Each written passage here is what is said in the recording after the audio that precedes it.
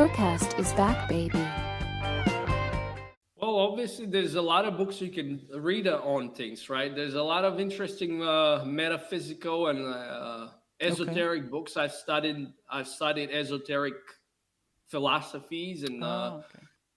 things that is not mainstream for many years, but fundamentally, in order to confirm things, the only place you can do is within you, with your intuition. Once it's developed, and you can test things for yourself, and because I don't ask you to believe. Mm-hmm. I all I want to do today is just to inspire you all to to seek that truth within you, to develop this ability that you can pierce beyond the veil, so you can start living from that place. Mm-hmm. Because it's one thing to believe, it's a whole different story to know, because you have evidence. And again, like, meditation is the method you go, or like, and when I say meditations, there are different forms of meditations, and they all deliver different results or are Really? used for different purposes. Oh yeah, absolutely. What? So I know the one you just focus on your breathing. I know the one you focus on sound. I know the one you focus on your body movements. So is this even valid? What are the different types of meditation? Well, they're all valid. Again, they Mm-hmm. just produce different results. It's what kind of result you're after, right? There are various goals. One is, again, like I personally started with a meditation that was taught by Gautama the Buddha, or the man who is generally known as the Buddha in our world.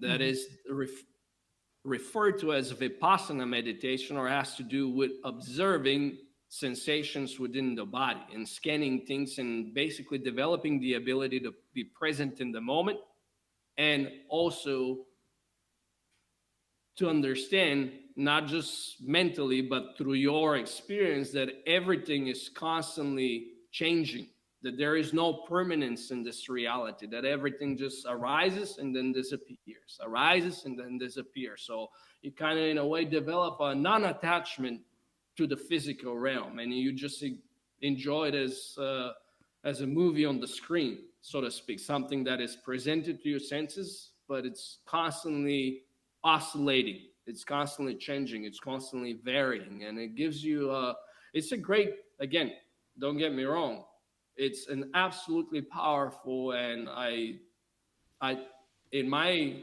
opinion, as somebody who's way more advanced than that, and not because I want to, look at me, I'm not a guru or none of those fucking things. It's just I've been practicing different modalities, but it's a very powerful modality for you to develop your own sense of awareness, so you can fine tune your being, because you're the expert of your own experience. Only you live in your body, so only you know Yeah. its particular kinks and so on and so on. I don't know what it feels to be in your body, and I don't want to know. I already have minds to deal with, right? Well, thank you for that. but point being, the more fine-tuned and refined this level of self-awareness is, the more you can fine-tune everything about your life and lifestyle, whether it's your diet, whether it's the way you sleep, the way you're breathing, all of these things. Because the more awareness you can bring to any moment, the more you know how are you behaving, thinking, feeling, speaking, and so on, and the more you can change yourself, the more Yes. you can transform, and the more you can introduce new ways of being that, let's put it this way, perhaps are more effective at satisfying you and giving you a much richer and harmonious life. But there are other modalities that are way more advanced, that train you to do other things, that are training you to actually, as I mentioned earlier, to disconnect from this physical world by switching off the senses and turning your energy around, instead of pouring outside of your senses, going within and going backwards to where it comes from, to the source of it all. So you can kind of, like, instead of being pulled and buying into this world as the ultimate reality, you can kind of like turn around. And to use a simple analogy, if you're in a theater, and what I mean like a movie theater, and you're looking at the movie on the screen, if you turn around, you're going to see a beam of light at the wall projecting it on the screen.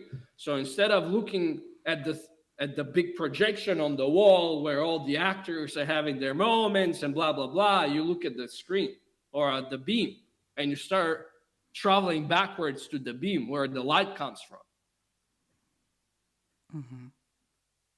So there are different modalities. Meditation is very powerful and extremely, I highly recommend any form of meditation you start just to build the practice of meditating daily would be a great win. It doesn't matter what form it is, as long as you're, even that could be useful to meditate on checks, to sit at home and meditate on checks so you don't have to do anything and money pours into your life. That could be useful too, but generally speaking, you have to initiate things. I'm saying this facetiously as a joke, but point being, any ability or constant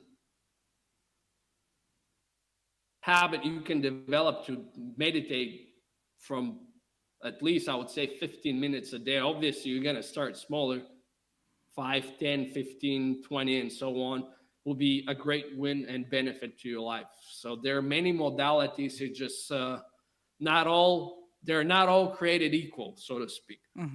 How minutes per day do you meditate?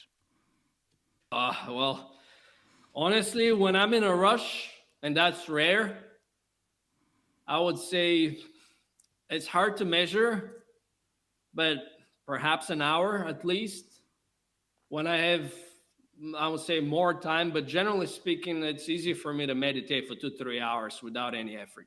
Really? Wow. Yeah. Oh, yeah. Damn. Well, again, it comes down to what are you seeking in life, right? If you're seeking something that'll not only bring you eternal state of peace and security and solidity and just the calmness and contentment, you can go out there. Go out there and enjoy the real world. Go and enjoy it. But you're not going to find anything like that out there because it doesn't exist out there. It exists within. And the way I like to describe it is I use a very simple analogy.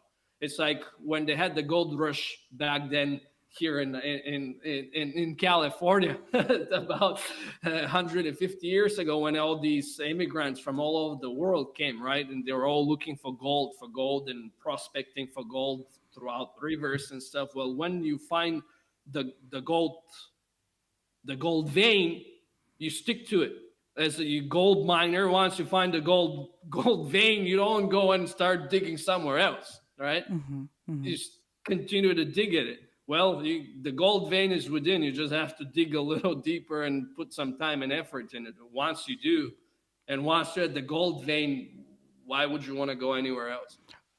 I love that because so many people, they look for validation or prize, like all of those things, fame, any type of success or anything externally that they think will bring them peace and achievement and a sense of fulfillment. And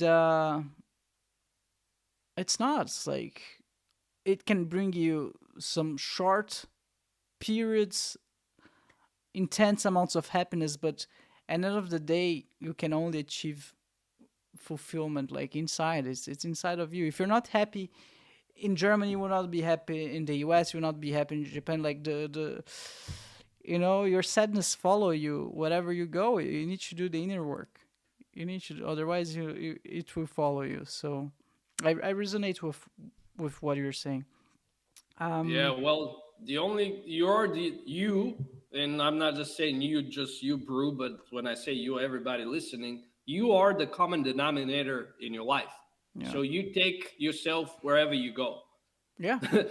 You are the only common denominator at all times. So if something's off, the place to look in is here. It's not somewhere out there, you know. And then you don't have to fix the world. Once you fix your own wiring, the world will fix itself.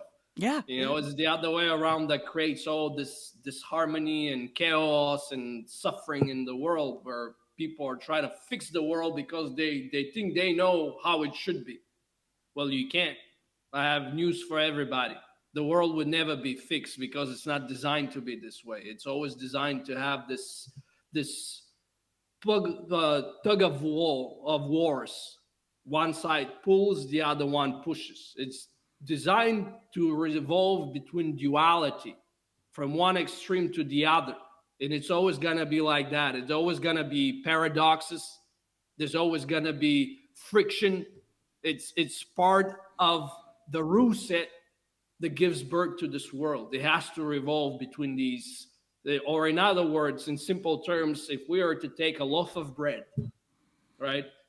No matter how thin we slice each slice or each piece of bread, there's always going to be two sides to it. Mm-hmm. We can go microscopically thin, and there's still going to be side A and side B. It's just unavoidable. It's how this life, this universe is designed to be. So, point being, you can definitely engage with all these activities to learn for yourself, because the only way you can figure it out, that you're not going to find out there all these things, is to engage with the world. Because I used to do the same thing. I mean, nobody figures this out like just being born into it, so to speak, unless you've done a lot of work in previous lifetimes that have given you a level of advancement that you're, let's put it this way, again, using simple metaphor, you're just before graduating from Earth school. So you just came back for one more little class so you can finish your SAT and go on to Galactic College. Otherwise, you have to bang your head against the wall to figure it out, so to speak, because that's just how the Earth school is designed to be, right?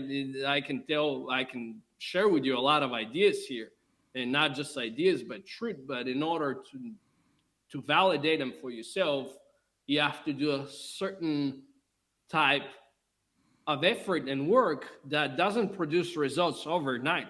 Like anything else in this world, anything else worthwhile or meaningful that you pursue doesn't happen overnight. You can see these overnight wonders on Instagram and say everybody's like all of a sudden have succeeded, but that's not how things came to be, right? We all know that no human being is born overnight. It takes 9 months just for a baby to be cooked up in a mom in a woman's womb. So hence with everything else, you have to put the time, but nobody's willing to put the time. Generally speaking, most people are just engaged with the world, expecting to find it out there. And obviously, our society is not structured to encourage that inner search for meaning and truth and fulfillment. Is designed to be always drawing us outwards